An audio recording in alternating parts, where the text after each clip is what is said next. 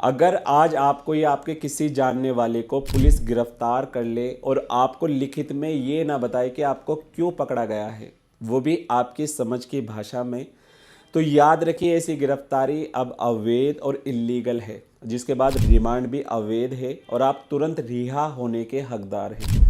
तो जी हाँ, 6 नवंबर 2025 को सुप्रीम कोर्ट ने एक केस में ऐसा ऐतिहासिक फैसला दिया जिसने पुलिस और जांच एजेंसियों के पूरे सिस्टम को बदल कर रख दिया और जो हर आम नागरिक, हर अभियुक्त और हर परिवार के लिए बहुत बड़ा सुरक्षा कवच बनकर आया है। सो गाइस, मेरा नाम है एडवोकेट आबिद और आज की इस वीडियो में हम बहुत ही आसान भाषा में समझेंगे इस केस में सुप्रीम कोर्ट ने क्या कहा, गिरफ्तारी कब अवैध हो जाएगी, पुलिस को अब क्या क्या देना ज़रूरी है और 2 घंटे का नया नियम क्या है, इससे आम आदमी को क्या फ़ायदा होगा और वकीलों और अभियुक्त के लिए प्रैक्टिकल टिप्स क्या है। तो चलिए वीडियो शुरू करते हैं।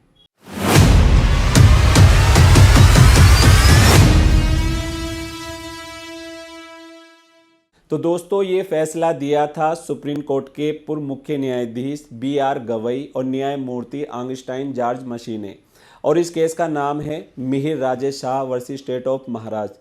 6 नवंबर 2025 का ये फैसला है। आर्टिकल 21 और आर्टिकल 22 क्लोज 1 की आत्मा को मजबूत करता है।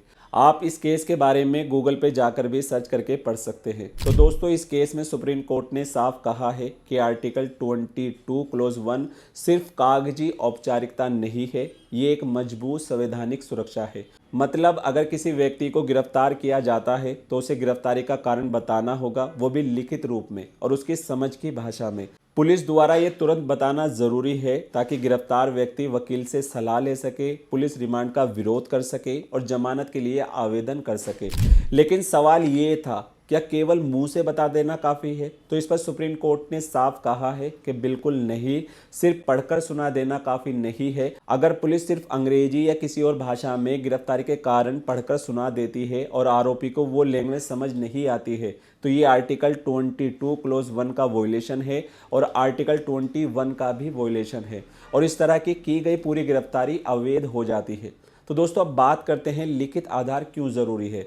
तो इस पर सुप्रीम कोर्ट ने साफ कहा है कि गिरफ्तारी का उद्देश्य केवल पकड़ना नहीं है, बल्कि आरोपी को ये समझने का मौका देना है कि उस पर आरोप क्या है, वो कैसे अपना बचाव करेगा, उसके लिए रिमांड क्यों गलत है और उसे जमानत क्यों मिलनी चाहिए। और ये सब तभी संभव है जब गिरफ्तारी के कारण लिखित रूप में समझने योग्य भाषा में दिए जाए। तो सिर्फ पढ़कर सुना देना या पुलिस की भाषा में समझा देना संविधान के साथ धोखा है। तो दोस्तों, ये नियम सिर्फ UAPA कानून, PMLA कानून तक सीमित नहीं है। ये इस फैसले का सबसे और ऐतिहासिक हिस्सा है।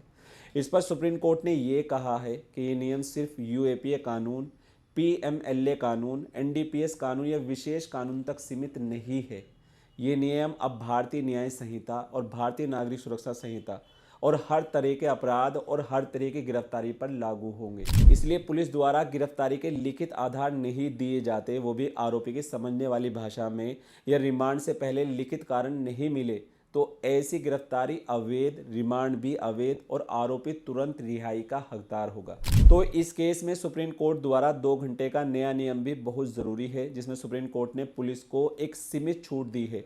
अगर अपराध पुलिस की आंखों के सामने हुआ है, जैसे अपराध खुलेआम हो रहा है, जैसे हत्या, हमला, दंगा जैसी स्थिति हो, जहां तुरंत लिखित देना संभव ना हो, तब गिरफ्तारी के समय मौखिक कारण बताए जा सकते हैं। लेकिन लिखित आधार 2 घंटे के अंदर और मजिस्ट्रेट के सामने पेशी से पहले देना जरूरी है। दोस्तों, इस केस से मजिस्ट्रेट की भी जिम्मेदारी बढ़ी है। अब मजिस्ट्रेट को ये देखना होगा क्या गिरफ्तारी के लिखित आधार दिए गए हैं, क्या भाषा आरोपी की समझ की है, अगर देरी हुई है तो कारण दर्ज है या नहीं।